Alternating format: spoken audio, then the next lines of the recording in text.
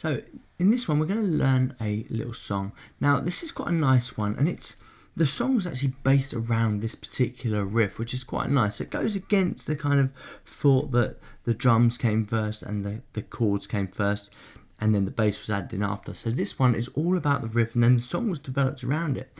The song's called Seven Nation Army, and the riff's quite a popular one. Now I can't play it here, but underneath the video, underneath this lesson, I've actually put the video so you can actually have a listen to the song, and you can kind of play along with the song as well. And I completely advise you to do that. Now, if you look at the notation here, you can notice there's a few little things happening. Now, as said previously, this song, the riff came first, so you can guarantee that these notes were not written, but you can use the notes as a bit of a guide, and I'll show you where they are on the piano in just a moment. We're in E minor, in the key of E minor on this one, okay? So, all I've done to get this set up, now I've had to put some drums in, so in order to fit a drum in on this, just to say, I've actually started to move these clips downwards so I can actually slot in other clips in between, and that's useful to know. If you start kind of thinking about your arrangements, knowing that you can actually move things around in this way, it's really quite a nice thing to be able to do. Now, Seven Nation Army is a song, so let me just double click on this, and the actual drum part for it, if you want to have a go at playing this just like we did last week, it's just a 4 to the floor where you've got the bass drum happening on every single beat, so 1, 2, 3, 4, and then we've got the snare on the 2 and the 4, and I've just put these open and closed hi-hat pattern on the beats as well, and it's fairly simple. So let me just play you this so you can hear the actual bass drum, the actual drum pattern.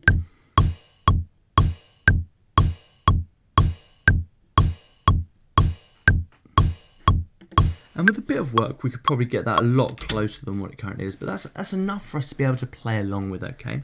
So the next thing that comes along, let's practice playing this song in. So let's double click, and it is just a 2-bar loop. So we need to set up our length to 2 bars. Press enter. Now on here, I've got a little keyboard, so I can show you where all the notes are. So the first note, as said previously, we're in E minor, so we're going to play the E note. And it just goes like this. So we've got the E note twice, and then we're going to move up to the G, okay, then back down to the E, and then D, and then we're going to move down to the C, and then finally we're going to finish it on the B, okay? So that's all the notes, and the pattern for this one goes like this. So let me play along, and then we'll add the bass, we'll add the drums in a second. So it sounds like this.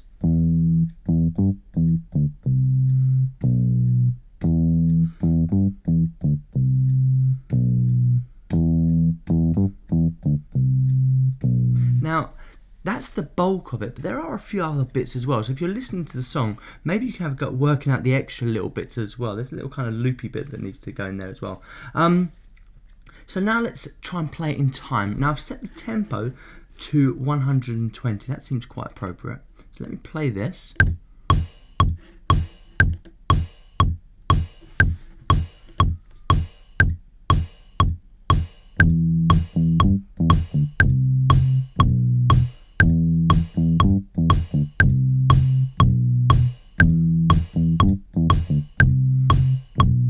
Okay, so I'm quite happy with that. I'm happy how that sounds. So let's go straight into recording it. So here we go. Let's press the record button.